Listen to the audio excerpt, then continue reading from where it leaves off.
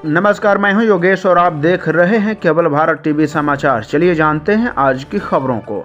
सावित्रीबाई फुले के 193वें जयंती वर्ष पर राष्ट्रीय शिक्षक दिवस मनाने के साथ साथ हुआ कार्यक्रम का भव्य आयोजन। आपके जानकारी के लिए आपको बता दें कि सावित्रीबाई फुले के जीवन संघर्ष पर नाट्य मंचन हुआ। पेंटिंग, क्विज व नृत्य में सैकड़ों छात्र छात्राओं ने भाग लिया। कार्यक्रम में मौजूद मुख्य अतिथि डॉक्टर विलक्षण बौद्ध, बीपुर वीडियो सत्यनारायण पंडित व रामानंद पासवान ने सभी प्रतिभागी को प्रशस्ति पत्र देकर सम्मानित किया।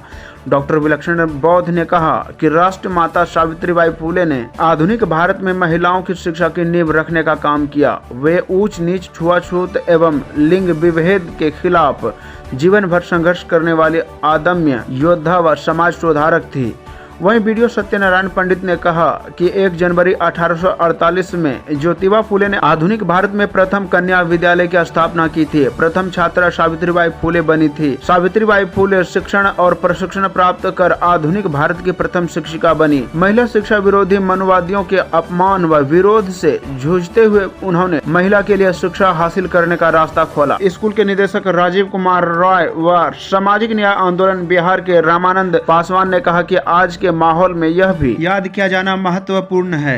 महिलाओं को शिक्षित करने के मुहिम में सावित्रीबाई फुले का साथ मुस्लिम समाज से प्रथम शिक्षिका बनी फातिमा शेख ने दिया था। राष्ट्रीय शिक्षक दिवस के संस्थापक सह सामाजिक न्याय आंदोलन पूर्वी के संयोजक गौतम कुमार प्रीतम ने कहा, आज फिर से वंचितों महिलाओं के लिए शिक्षा का दरवाजा बंद करने की साजिश हो रही है। सरकारी स्कूल, कॉलेज, विद्यालय बंद किए जा रहे हैं। शिक्षा को महंगा किया जा रहा है। भारत में सत्ता और स्वतंत्रता, भाईचारा और न्याय की स्थापना के लिए चलने वाले संघर्ष को तेज कर ही सावित्रीबाई फुले को सच्ची श्रद्धांजलि दी जा सकती है। वक्ताओं में निर्भय कुमार, नरसिंह रविदास, पृथ्वी शर्मा, राजेश पंडित, अशोक अंबेडकर, प्रीति किरण। कार्यक्रम royal central school milky Bihpur में हुआ, जिसकी अध्यक्षता राजीव कुमार रॉय ने किया, जबकि संचालन विनोद कुमार ने किया। कार्यक्रम का उद्घाटन सावित्रीबाई फुले के तैलीय चित्र के सामने कैंडल जलाकर व पुष्प अर्पित कर किया। तत्पश्चात भारतीय संविधान की प्रस्तावना से हुई। प्रस्तावना को अंग्रेजी में सिद्धार्थ गौतम वर्ग 4 व हिंदी में विराट रॉय वर्ग 5 ने पढ़ा। गुल्ली बॉय के कलाकार ने नाटक के माध्यम से सावित्रीबाई फुले व ज्योतिबा फुले के जीवन संघर्ष को दिखाया। मौजूद अतिथियों ने खूब तालियां बजाई। कार्यक्रम में सैकड़ों की संख्या में महिला, पुरुष, छात्र, नौजवान ने भाग लिया। आज भी जो शिक्षा को ग्रहण नहीं कर रहे हैं, आज भी जो शिक्षा को बड़ी ताकत के रूप में नहीं देख रहे हैं। आज दुनिया की सबसे बड़ी पूंजी क्या है? आज दुनिया की सबसे बड़ी पैसे नहीं है। आज दुनिया की सबसे बड़ी ताकत, सबसे बड़ी पूंजी वो शिक्षा है, ज्ञान है, जिसके बदौलत ये पूंजीपति बन गए हैं और हम गरीब हैं। हमारे पास नहीं है ज्ञान, इसलिए हम पीछे हैं। उनके पास ज्ञान है, बातें हैं दूसरी। कहा क्या? ईश्वर और देवी देवताओं ने बनाया है, इसलिए मंदिर की ओर जाओ। हमको बहकाने के लिए ये बातें की गई। उन्होंने अपने बच्चों को पढ़ाया, उन्होंने अपने समाज को आगे बढ़ाया, और हम लोग कहां फंसे हुए हैं? मंदिर के रास्ते में फंसे हुए हैं। हम कहां फंसे हुए हैं? मंदिर के घंटे में फंसे हुए हैं। माता सावित्रीबाई फुले क्या कहती है? जो रास्ता मंदिर की ओर जाता है वो तुम्हें दिमागी रूप से गुलाम बनाता है, और जो रास्ता विद्यालय की ओर जाता है वह तुम्हें मुक्ति का रास्ता दिखाता है, विकास का रास्ता दिखाता है। ये माता सावित्रीबाई फुले कहती है। माता सावित्रीबाई फुले कहती हैं कि मंदिर का घंटा बजता है बांसी गुलामी के लिए, हमें गुलाम बनाने के लिए, लेकिन स्कूल का घंटा बजता है हमें ज्ञानवान बनाने के लिए, हमें शिक्षा देने के लिए। इन चीजों को हमें सीखना है, इन चीजों को हमें सीखना है, जानना है, अपने जीवन में उतारना है। एक प्रोफेसर विलक्षण रविदास के नाम से, विलक्षण बौद्ध के नाम से, जिनको जानते हैं, गरीब परिवार का, 10 कट्ठे भी जमीन है पिताजी को, पढ़ा लिखा, खेत खलिहानों में काम किया, विश्वविद्यालय तक पढ़ाई की और समता और अधिकार के लिए लड़ाई की। माता सावित्रीबाई फुले लड़ रही थी, शिक्षा दे रही थी। अपने जीवन में उन्होंने सभी लोगों के लिए, वो राष्ट्रमाता क्यों है? क्योंकि उन्होंने जाति के आधार पर नहीं सोचा, उन्होंने वर्ण के आधार पर नहीं सोचा। जिस विद्यालय को खोली थी राष्ट्रपिता फुले, उन्होंने जिसमें 7 जो छात्रा शामिल हुई थी उसमें 4 ब्राह्मण लड़की थी, 4 ब्राह्मण लड़की थी, 2 पिछड़े खुद सावित्रीबाई फुले और एक पाल समाज की लड़की और एक मुस्लिम लड़की फातिमा शेख, ये 7 लड़कियां थी।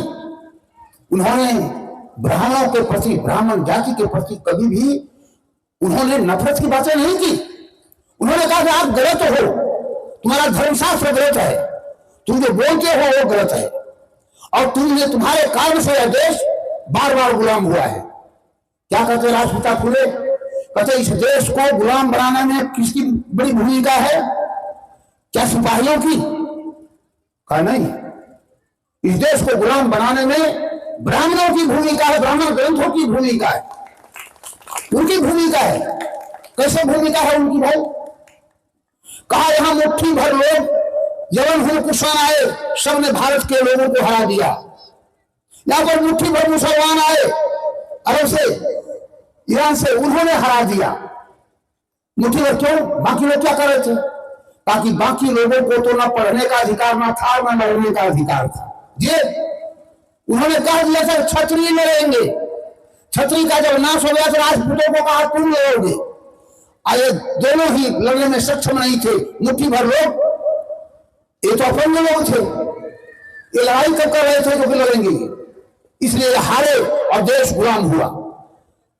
गुलाम हो गया मुगल भी, मुसलमान भी गुलाम क्यों हो गए?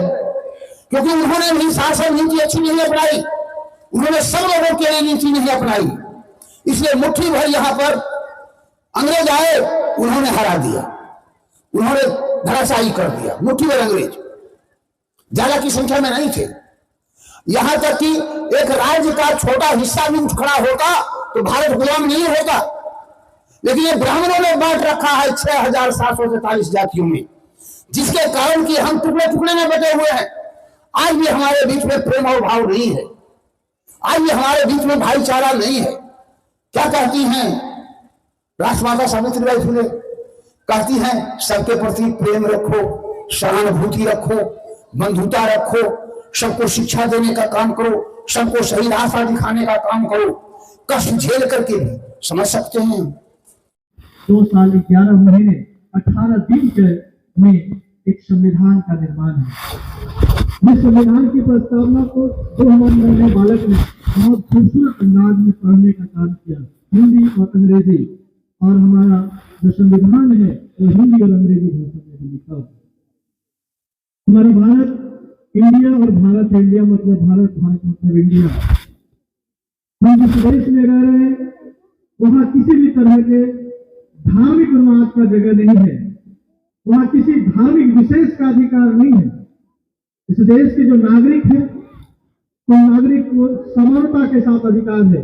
ये नहीं कि कोई बहुत अमीर है उसे 2 वोट देने का अधिकार है, इसे राजनीतिक अधिकार कहते हैं, या राष्ट्रपति है तो उसे 10 वोट देने का अधिकार है, और कोई खेत का किसान मजदूर है तो उसे 1 वोट देने का अधिकार है, ऐसा नहीं।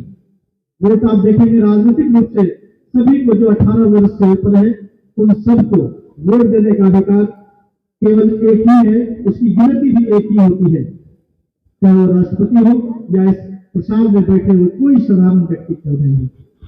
सबको पढ़ने का, सबको आगे बढ़ने का समान अधिकार है, अपने अपने पंथ को, अपने अपने धर्म को, अपने अपने समुदाय को मानने का अधिकार है, लेकिन किसी को जबरदस्ती मनाए ये अधिकार भारत के संविधान ने नहीं दिया है। लेकिन आज जिस दौर में भारत है वहां मंदिर का कार्ड खेला जा रहा है, वहां मस्जिद का कार्ड खेला जा रहा है, वहां हिंदू और मुसलमान के नाम पर नफरत फैलाए जा रहे हैं। क्या जो आजादी